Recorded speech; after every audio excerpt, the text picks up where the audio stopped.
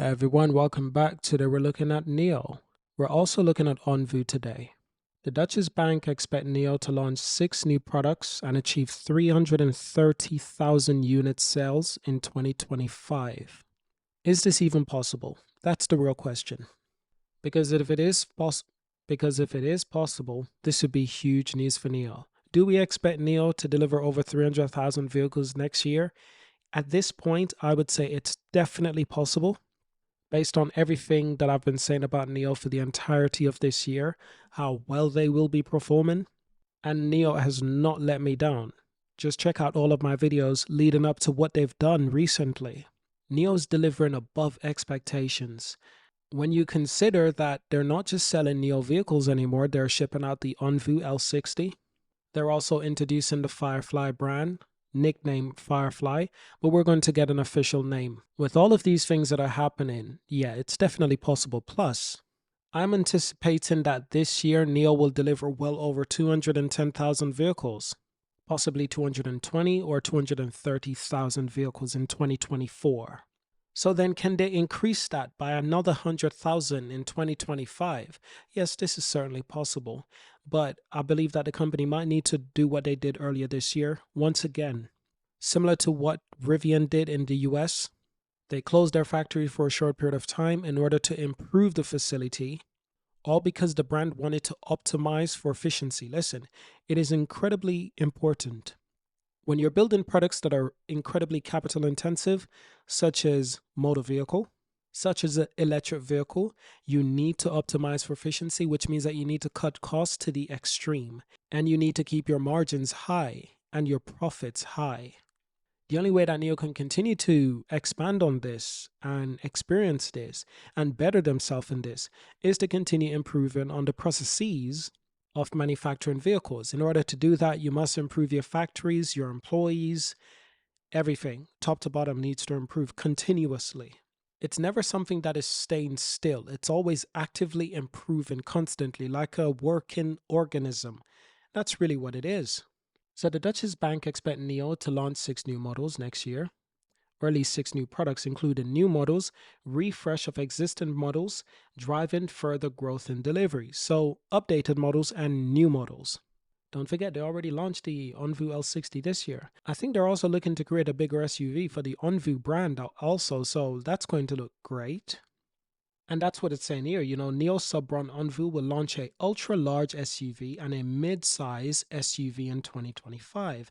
I already thought the mid-size electric SUV was the L60. Apparently, I'm wrong. So they're building up, and Firefly is basically building down. Now, the OnVu cars, they will be based on the NT 3.0 platform.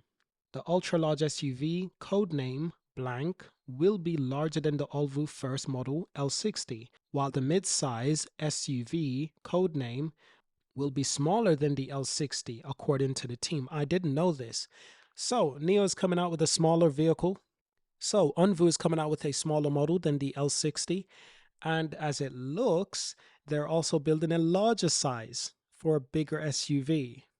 And these will all be more competitive towards Tesla models. My goodness, only good stuff are coming out of NIO right now. Also, based on the same platform, the NT 3.0, the NIO main brand will launch 4 new products in 2025, including the ET9. We've been waiting for the ET9 for quite some time. That is NIO's answer to what is it the answer to? I mean, my goodness, it's a combination of everything.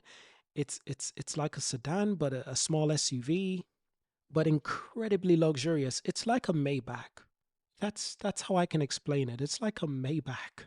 You have the Mercedes S-Class and then you have the Mercedes Maybach. This is kind of like that. So these are some of the more recent Mercedes S-Class. The interior is just incredible. I mean, seriously, this is what Mercedes is doing these days. This is what they're building. And if anything, I think it looks better than this. I think these pictures are watered down. It looks a little bit like that with the Maybach badge. That's what Mercedes is selling right now. Now, if I type in Mercedes Maybach, you get this thing. This is what you get. Seriously, this is what you get. The S-Class Mercedes Maybach. It is beyond your wildest dream. I mean, just take a closer look. That is what they can offer you. So the ET9 kind of reminds me of this kind of vehicle. When I think of the ET9, I think of the Mercedes Maybach. I think of the S Class. I'm thinking of something like that. Again, when I think of the ET9, I think of the BMW 7 Series. This thing is huge and it is beastly. It's beautiful. It's incredibly high performance. It is incredibly luxurious. These are basically limousines. You know, it's an airplane on wheels. It's first class on wheels. The interior, it is captivating. This is what the rich people ride around in. This is what the business people, the CEOs, the CFOs, you know, the people who own the company, the people who run the company, this is what they ride around in. They don't drive it. They get driven inside.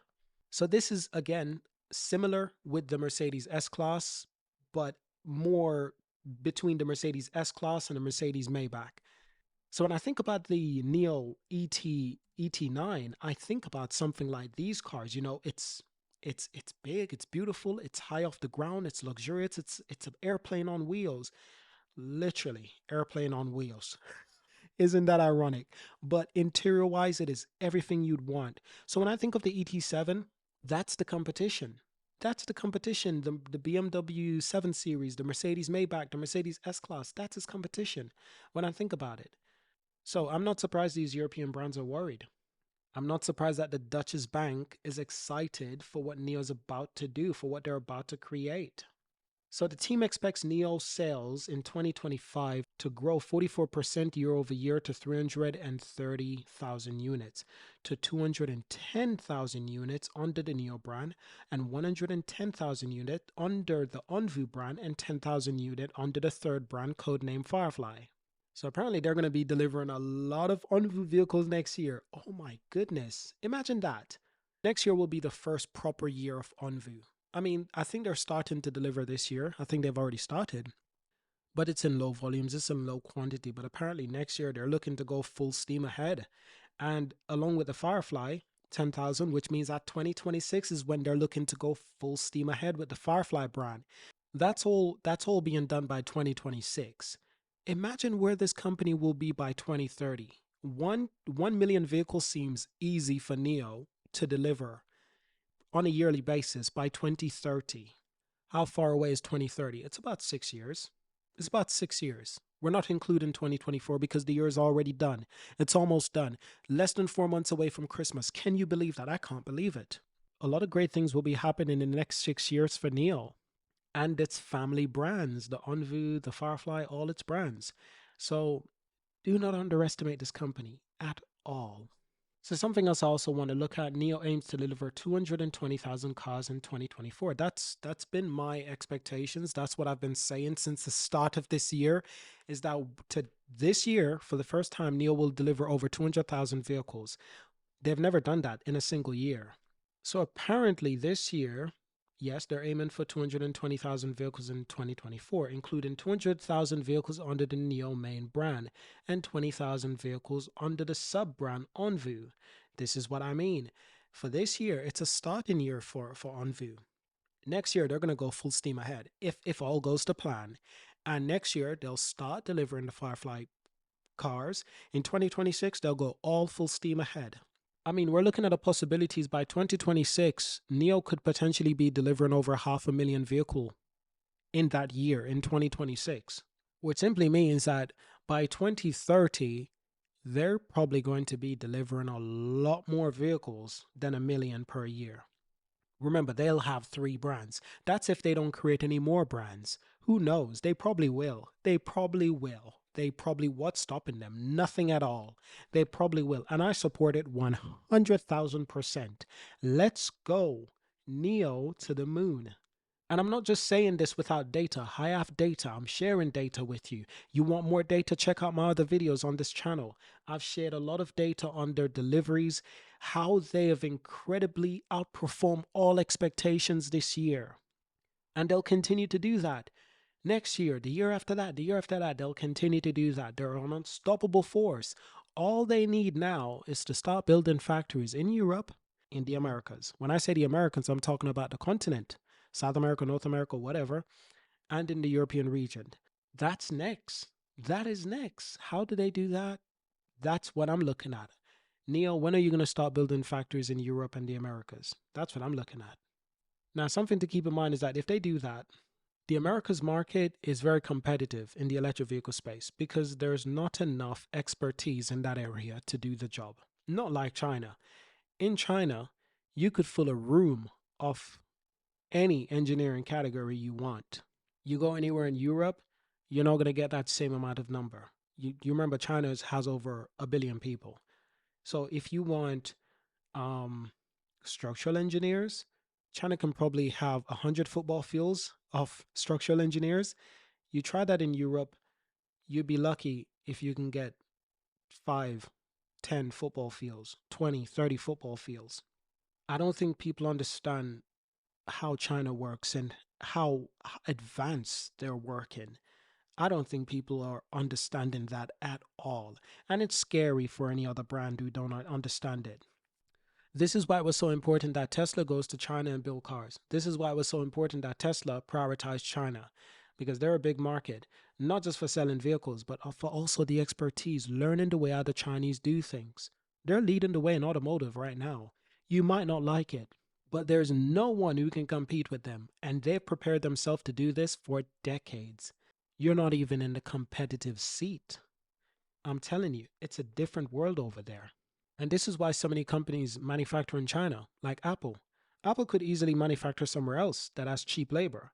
But do they have the expertise? China has invested heavily in engineering, heavily in education, heavily in these expertise that will make them the manufacturing hub of the world. They will make them the best, and they are the best. That's why iPhones are built there. That's why all of our technology is built in China, not just because of cheap labor. No, no, no. Expertise. You might think, no, we can get expertise in America, we can get expertise in Europe, not the same amount of quantity.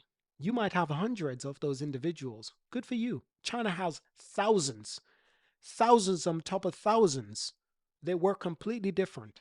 These are not people who think like Europeans or Americans. They don't think like, oh, this today I'm an engineer. Tomorrow I'm okay with working as a barista. Europeans don't think like that. Americans don't think like that. The Chinese do. One day they could be an engineer. 2 years later, they could be a barista. I'm just giving a terrible example, but my point is they think strategy. They're less opinionated. They think strategy, family orientated. They think what's the best way for me to get to point A to point B. If I need to work as a barista, then as an engineer, then back working as a barista, and then I get the top job as an engineer, I'll do that happily. While in Europe, Americas, you get students complaining that there's a lack of jobs. They study this course, they did this degree, now they can't find jobs. What they don't understand is that's not how the world works. The world does never work like that. When you get your degree, you're not supposed to immediately go into the job. No, no, no. You're supposed to gain a little bit of experience, a little bit of experience, a little bit of experience, and then you can probably go into the job in 5 years after you've gotten your degree. From getting your degree to 5 years later, then you can probably have a chance of getting that job. In that meantime, you got to do any job you can find. Europeans and Americans do not want to do that. The Chinese are comfortable with doing that. So when there's a new job for structural engineer and everyone turns up in China and you're like, oh my goodness, where all these people come from? They were completely different on a different scale. It's unimaginable. But this is a cultural thing. And China has done this for decades. And they look at the rest of the world and they say it will take you decades. They're talking to us. They're talking to the Africans. They're talking to the Europeans. They're talking to the Americans. It's going to take you decades upon decades to do what we've done. That's how scary it is. But of course, if you work with the Chinese, they want to work with us. They want to work with you. But they want a fair shot. They want to be competitive. They want an opportunity to do the exact same thing Europeans have been doing, is selling cars in any market. That's what the Chinese want. Do you think NIO can do that? I know I talked a lot, but I'm just trying to make sense. If it makes sense, let me know. But I'm not going to lie. I think NIO can do it. I think they can do a lot better. As for NIO being a stock to reach 100 billion, ironically, I think this company is already worth more than 100 billion. Think about it. Think about it. They got two brands of cars. They have two brands of cars. They have multiple factories in China. They're building charging stations, swapping stations in Europe. Think about the IP, all of the IP, the intellectual property that this company owns. This company is way more valuable than 100 billion already. They're delivering over 200,000 vehicles this year. That's almost quarter of a million. Yeah, they're more valuable than way more valuable than that. I say this to say, it's not financial advice, but I say this to say this company is undervalued. It's terribly undervalued. That's the market cap, 10.4 billion US dollars, a tenth of the $100 billion. Incredibly undervalued. So yes, there is a time when NIO was valued a lot more. And it did this on its own. This was not an IPO price. I need you to understand. The $61.95 was not IPO price. The IPO price was a lot lower. You go back to 2019, that was their IPO price, like $3. I don't know, like maybe less. I can't remember. 2018 actually, it goes back as far as 2018. IPO price was just under $10 or something like that. So NIO reaching $61, they did that on their own. And that was probably, 2021, EVs were a big thing back then, a few years ago. But, since 2018, 2019, EV and the demand and the fan base started growing, started exploding. Take yourself back to 2018, 2019, 2020, 2021. Those were the heydays of EVs. The news, the fan base, the cars, everything was just going crazy. There was a new IPO every day. Remember, 2021, there was a new IPO every week for an EV company. That's what it felt like at one stage. It was crazy. But I say this to say they accomplished $61 without anyone's help. They did that based on people investing in a company because people had some sort of belief in the company. Since then, 2021 and now is very different. But will they accomplish that again? Not financial advice, but they'll do a lot better than $61. Thank you for watching, subscribe, and I'll see you in the next one. Let me know what you think of everything that I've spoken about so far. I'll see you in the next one. Peace.